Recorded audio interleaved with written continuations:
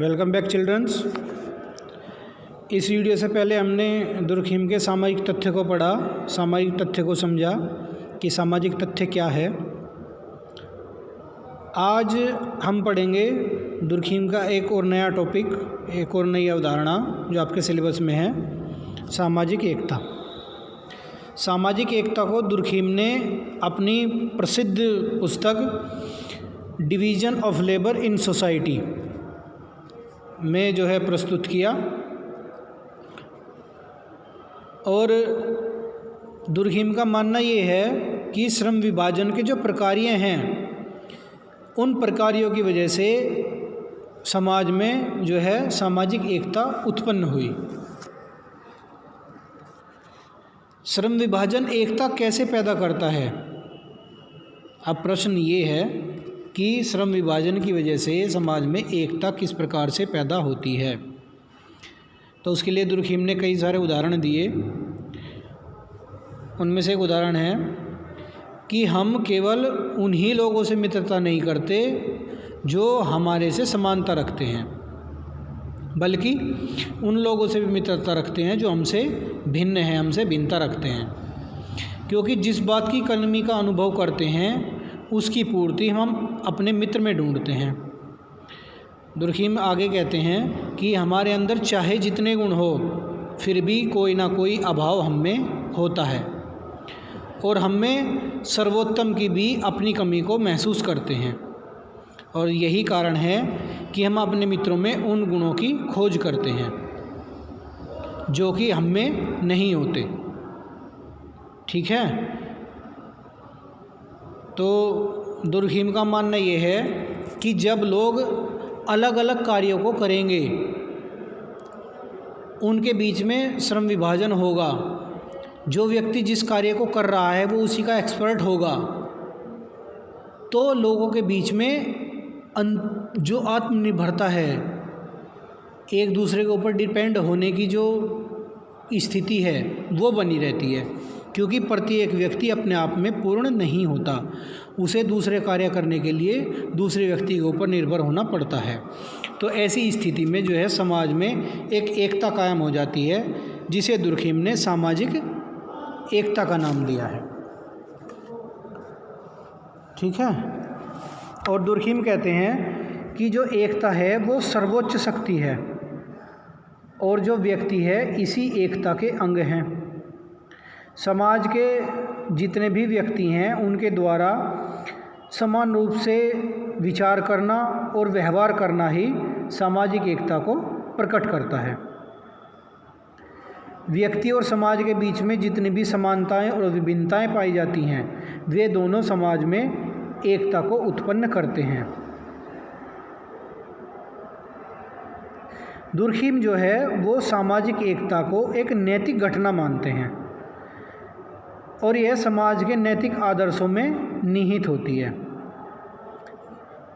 यह कोई मूर्त वस्तु नहीं है। मूर्त का मतलब है दिखाई देने वाली। यह मूर्त नहीं है, बल्कि यह समाज के सदस्यों की जो मानसिक स्थिति है उसमें निवास करती है और सामूहिक चेतना की अभिव्यक्ति भी है।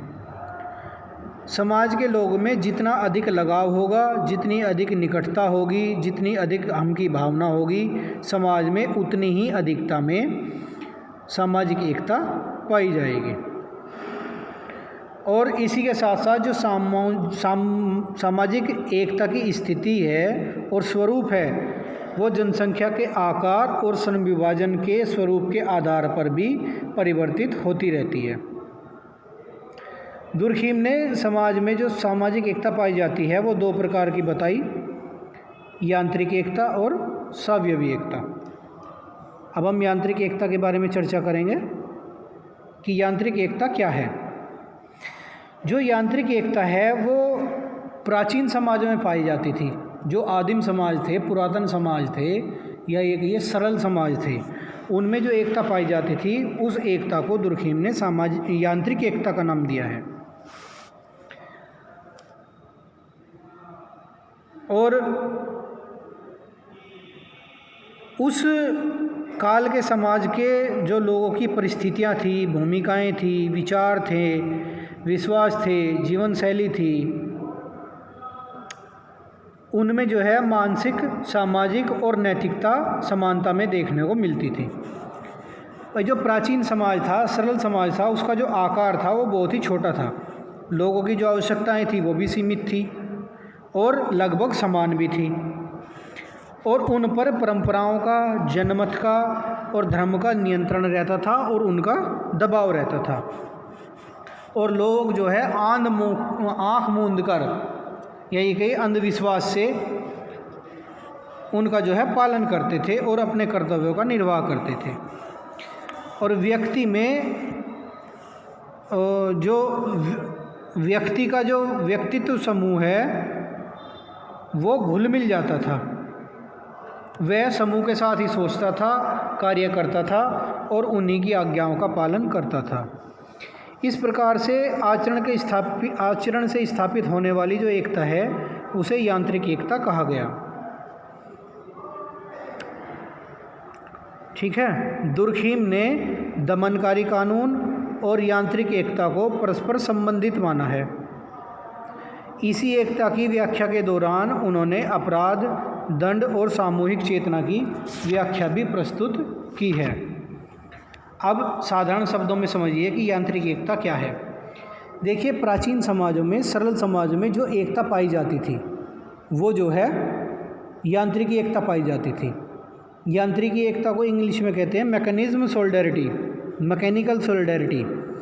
अर्थात क्या है कि उस समाज में जो समाज के जितने भी अंग थे वे एक मशीन की तरह कार्य करते थे। जैसे एक मशीन होती है और उसके पार्ट एक दूसरे से परस्पर जुड़े हुए होते हैं, ठीक है। तो ठीक उसी प्रकार से उस काल में, उस प्राचीन समाज में, सरल समाज में जितने भी अंग थे वे परस्पर एक दूसरे से संबंधित थे, जुड़े हुए थे और वो सुचारू रूप से अपना कार्य करते थे।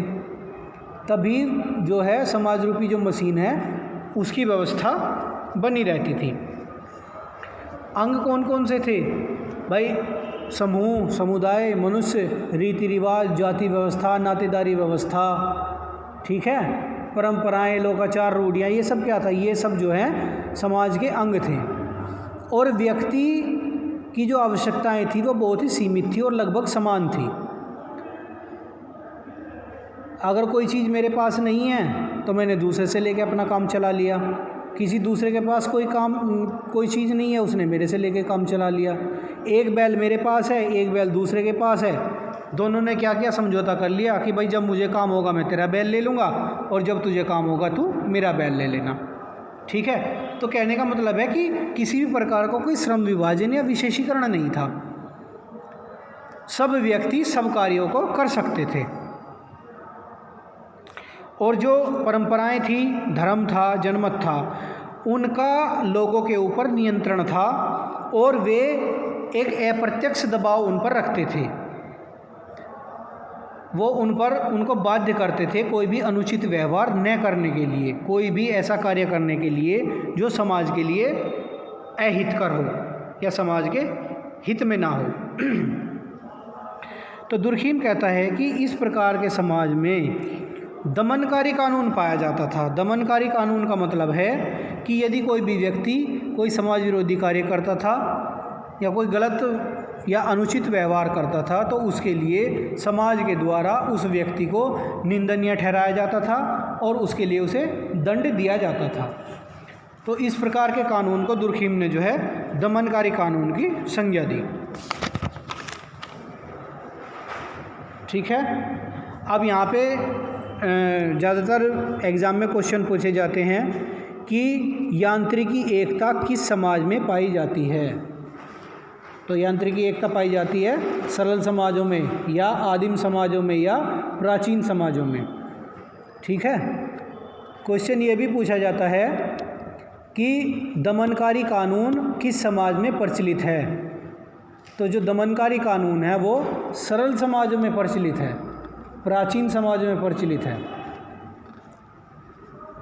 अब बात करते हैं यांत्रिक समाज की विशेषताओं की कि यांत्रिक समाज में कौन कौन सी विशेषताएं पाई जाती हैं।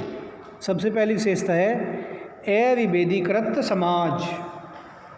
अविभेदीकृत का मतलब होता है भेदभाव रहित, एक ऐसा समाज जिसमें किसी भी पक्ष को लेकर किसी भी व्यक्ति विशेष से किसी प्रकार का कोई पक्षपात ना किया जाता हो।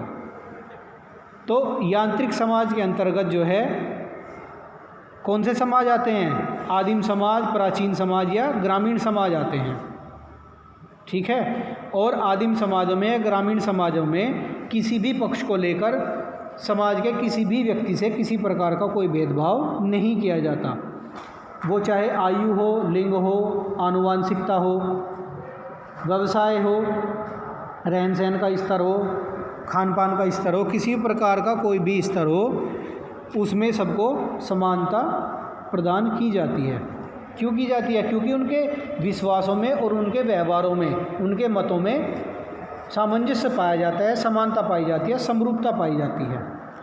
और ऐसे समाजों में क्या है, मानसिक, सामाजिक और नैतिक तौर पर प्रत्येक समाज के सदस्य में हमें एक रूपता, समरूपता देखने को मिलती है। और इस समाज में जितने भी निर्णय लिए जाते हैं वो सब पंचायत के द्वारा लिए जाते हैं। तो ऐसे समाजों में व्यक्तिवाद का अभाव पाया जाता है, सामूहिकवाद को प्रोत्साहन दिया जाता है और किसी भी व्यक्ति से किसी भी प्रकार का कोई भेदभाव नहीं किया जाता। इसलिए इसे अविभेदीकृत समाज कहा जाता है। दूसरी विशेषता है व्यक्ति का स्थान जो है वो द्वितीयक है। भाई चूँकि यांत्रिक समाज ग्रामीण और प्राचीन समाज है, तो इसलिए ऐसे समाजों में व्यक्ति विशेष का कोई महत्व नहीं रहता। वहाँ पे जो सामूहिक चेतना है उसे जो है श्रेष्ठ माना जाता है। केवल वे ही कार्य किए जाते हैं, वे ही निर्णय सर्वमान्य होते हैं जो एक समूह के द्वारा लिए जाते हैं। यदि कोई एक व्यक्ति कोई परिवर्तन करना चाहता है, कोई अपनी विचार देना चाहता है या कोई अपना फैसला देना चाहता है तो उसे मान्य नहीं किया जाएगा।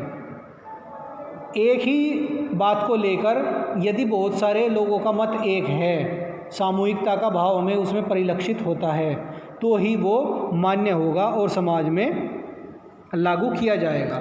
तो इन समाजों में परंपराओं का, रूढ़ियों का, लोकाचारों का, आदर्श, मूल्य, व्यवहार, इन सब का महत्व है, व्यक्ति विशेष का कोई भी महत्व नहीं है। वे इस समाज में व्यक्ति को द्वितीयक स्थान पर रखा जाता है। इसके बाद है सामूहिक चेतना का प्रभुत्व।